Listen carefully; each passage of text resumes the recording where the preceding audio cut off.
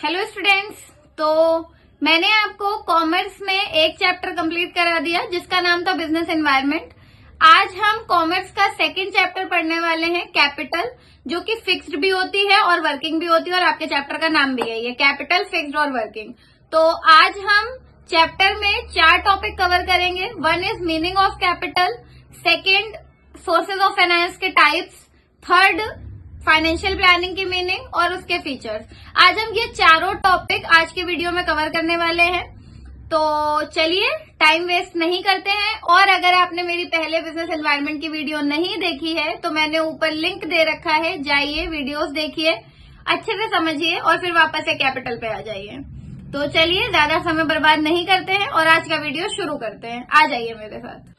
तो बच्चों हम लोग शुरू करते हैं कैपिटल की मीनिंग से शुरू करते हैं। The term capital means the investment made in an enterprise for the purpose of earning profits.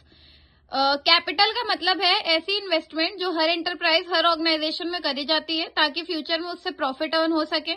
In business capital is used for both, यहाँ पे कैपिटल के बाद कॉमा है बच्चों। In business capital is used for both production as well as distribution of goods and services. Business में capital दोनों ही कामों के लिए यूज करी जाती है, प्रोडक्शन के लिए भी और डिस्ट्रीब्यूशन के लिए भी। तो ये तो थी कैपिटल की मीनिंग। अब हम देखते हैं source of finance for different type. Business firms में कौन किस किस तरीके के फाइनेंस के सोर्सेज यूज करे जाते हैं। पहला है सोल ट्रेडर में। सोल ट्रेडर में जो कैपिटल आती है वो या तो ओनर खुद लगाता है, या तो लोन लेते हैं फैमिली मेंबर से, फ्रेंड से, फाइनेंशियल इंस्टीट्यूशन से, या फिर ट्रेड क्रेडिट होता है जो क्रेडिटर्स से लिया जाता है। ये 3 सोर्सेज होते हैं जिससे सोल ट्रेडर अपने फाइनेंस फंडिंग करवाता है। पार्टनरशिप फॉर्म क्या होती है? कैपिटल या तो ओनर कैपिटल लगाए, या तो लोन, या तो ट्रेड क्रेडिट। ये तो तीनों वही हो गए जो सोल ट्रेडर करता है। फिर है रिटेन्ड प्रॉफिट। बिजनेस में जो प्रॉफिट हुए हो वो रिटेन्ड प्रॉफिट्स होते हैं। तो पार्टनरशिप फॉर्म ये 4 तरीके के सोर्सेज होते हैं जिनसे कैपिटल अरेंज करती है। Next is joint stock company. Joint stock company में 2 तरीके से, या तो ओन्ड फंड, या तो जो ओनर होते हैं, डायरेक्टर होते हैं, उनके खुद के फंड्स होते हैं, या तो बोरोड फंड, या तो फिर वो बोरो करते हैं, डिवेंचर्स वगैरह सेल करते हैं, वो वाले फंड्स होते हैं। ये जॉइंट स्टॉक कंपनी में इस तरीके से कैपिटल अरेंज करी जाती है। तो ये था टॉपिक अपना capital.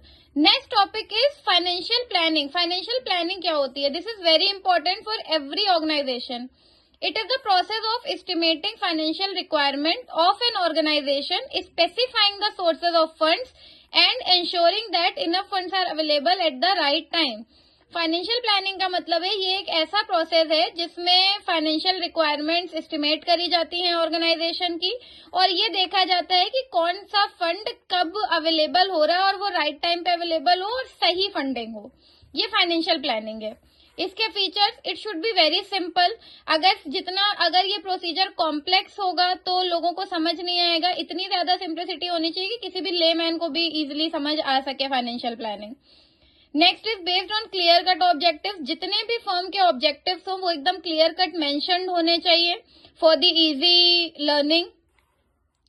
Less dependence on outside sources. आप अगर आउटसाइड सोर्सेज पे फंडिंग के लिए ज्यादा डिपेंडेंट रहेंगे तो वो आपके लायबिलिटी पोर्शन पे बढ़ता जाएगा, जो आपके ही बिजनेस के लिए लॉन्ग टर्म में प्रॉफिटेबल नहीं होगा। इसलिए आप आउटसाइड सोर्सेज पे जितना कम डिपेंडेंट रहे, इसके लिए आप कर सकते हैं फ्लोइंग बैक ऑफ प्रॉफिट, कि कंपनी में जो सरप्लस होता है, जो एक्स्ट्रा प्रॉफिट होता है, आप उसे रख सकते हैं for the future. Next is flexibility. जो फाइनेंशियल प्लानिंग है वो रिजिडिटी नहीं होनी चाहिए, उसमें रिजिड बिल्कुल नहीं होनी चाहिए। जिस हिसाब से बिजनेस एनवायरनमेंट चेंज हो उस हिसाब से उसमें चेंजेस आ सके, क्योंकि अगर टाइम के साथ आप उसमें चेंजेस नहीं लाएंगे तो आपकी फाइनेंशियल प्लानिंग अच्छी नहीं होगी, आपकी ऑर्गेनाइजेशन बहुत अच्छी रन नहीं करेगी। Next is cost. आप जब भी फंडिंग रेज कराएं तो आपको कॉस्ट देखनी चाहिए। जितना कम से कम कॉस्ट में आप फंडिंग रेज कराएंगे उतना आपके ऑर्गेनाइजेशन के लिए ज्यादा प्रॉफिटेबल होगा। तो हमें ट्राई करना चाहिए, इवन हर ऑर्गेनाइजेशन को ये ट्राई करना चाहिए कि लेस कॉस्ट में वो अच्छी फंडिंग अरेंज कर सकें। Next is profitability. तो प्रॉफिटेबिलिटी में हमें ये देखना चाहिए कि आप जितना सिंपल रखें, जितने ऑब्जेक्टिव्स अच्छे रखेंगे, उतना ज्यादा फ्यूचर में प्रॉफिट। मतलब अगर आप सस्ते फंड्स अवेलेबल करवाएंगे, अच्छी जगह से फंड्स अवेलेबल करवाएंगे, अगर ओनर के खुद के फंड हो तो बहुत ही अच्छी बात है। जितना ज्यादा बेटर फंडिंग अवेलेबल होगी उतना ज्यादा आपका जो बिजनेस है वो प्रॉफिट की तरफ ग्रो करेगा।